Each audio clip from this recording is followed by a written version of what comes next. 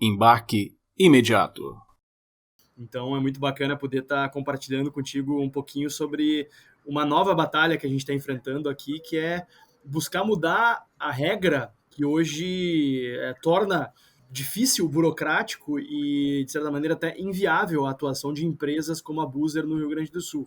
Somos hoje, na prática, o único estado no Sul e Sudeste que ainda impõe restrições legais à atuação de empresas como ela, né? Então, protocolei no início de agosto agora um projeto para buscar remover essas barreiras estabelecidas e permitir que haja mais concorrência, mais opções para os consumidores e que o nosso estado se abra mais para a inovação. Isso, e é sobre essa questão de inovação que paira essa discussão da proibição realmente relacionar a uma questão retrógrada, né? Que é a questão relacionada à discussão do tipo de transporte, né? Então, não é a questão de transporte, é a grande discussão que a gente tem hoje, né? A questão do circuito fechado, a questão do transporte de fretamento, sendo que hoje nós temos a internet, nós temos aplicativos que facilitam com que haja novas modalidades. É um pouco disso que trata o seu projeto de lei, né, Fábio? Exato, Adriano. Aqui no Rio Grande do Sul a gente tem um problema histórico, né? Somos um dos estados onde o transporte intermunicipal acontece sob o modelo de concessões, concessões que jamais foram licitadas, inclusive, basicamente foram contratos que vêm sendo renovados e que entregam certas regiões a algumas empresas específicas. E quem quiser ter uma ideia de quão ultrapassado e retrógrado é o nosso sistema de transporte intermunicipal, eu recomendo fazer um breve exercício acessando o site da rodoviária de Porto Alegre. É uma das maiores rodoviárias do país e tem basicamente o mesmo site há 20 anos. Isso é um símbolo de quão atrasado está o debate e o próprio setor aqui no Rio Grande do Sul, e como também as empresas e as próprias concessionárias das rodoviárias ficaram acomodadas com esse sistema excludente que impede novos entrantes de oferecerem o transporte intermunicipal. Não, e assim, é interessante, porque eu lembro que eu peguei ônibus no Rio Grande do Sul, foi justamente para ir para uma conferência Deve ter ido para Santa Maria. Para Santa Maria, e aí é uma empresa só de ônibus, e parece que é a mesma empresa há muitos anos. Que é a maior empresa de ônibus aqui do estado. E aconteceu um fato muito engraçado, Fábio, que foi o seguinte, eu peguei o mesmo ônibus junto com a grande Makowski, né, que foi dar palestra e tal, professor e tal.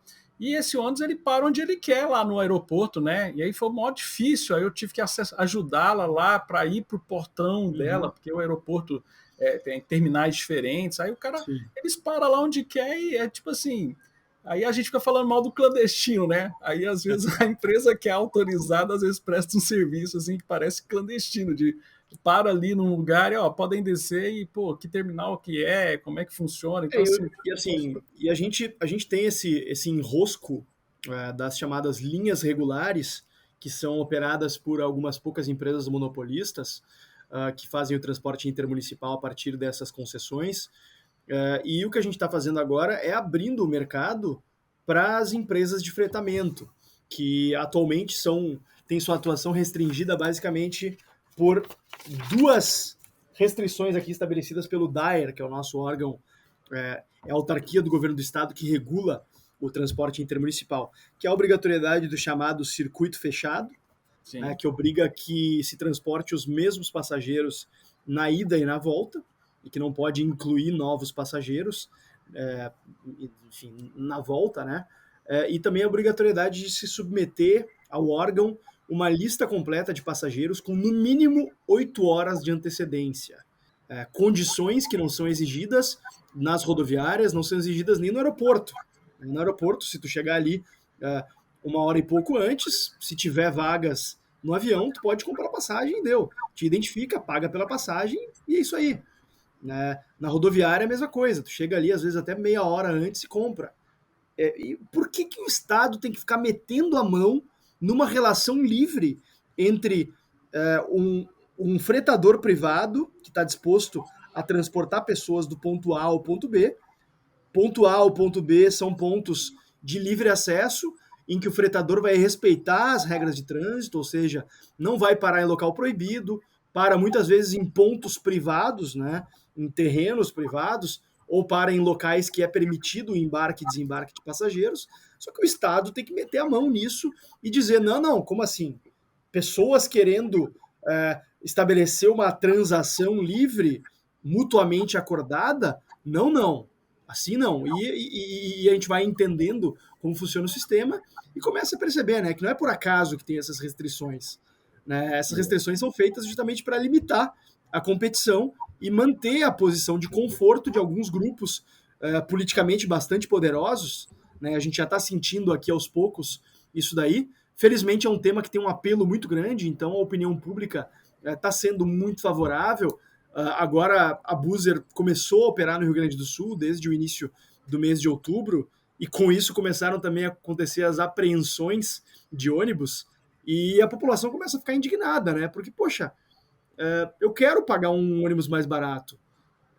Não quero saber se a empresa presta esse serviço há 50 anos. Se ela presta serviço há 50 anos, ela passou 50 anos se beneficiando de um monopólio já. É hora de a gente questionar isso e de a gente derrubar esses monopólios para permitir maior acesso a passagens, a viagens mais baratas para a maioria da população. Porque é isso que a população quer. Assim como a Uber enfrentou muitos questionamentos 5, 6 anos atrás, ela chegou aqui em Porto Alegre aí, um pouco mais de 5 anos atrás, e eu lembro bem desse debate, porque foi um debate que gerou muitas controvérsias, né? Eu não sei quando é que ela chegou em Goiânia, deve ter chegado mais ou menos na mesma época. Muita né? treta, muita bagunça, apreensão. Taxistas fazendo manifestações. Eu cheguei, inclusive, a ser agredido por grupos de taxistas na Câmara de Vereadores. Tomei uns empurrões, chutes ali. Mas, na época, eu já falava, olha, é uma inovação inevitável. Vocês precisam estar lutando, na verdade, para que a prefeitura remova os obstáculos, barreiras e burocracias que hoje atrapalham vocês, para que vocês possam estar competindo com a Uber e não querer ficar barrando a Uber ou submetendo a Uber às mesmas restrições absurdas que a prefeitura submete vocês. Né? E, curiosamente, está se dando esse mesmo debate aqui agora.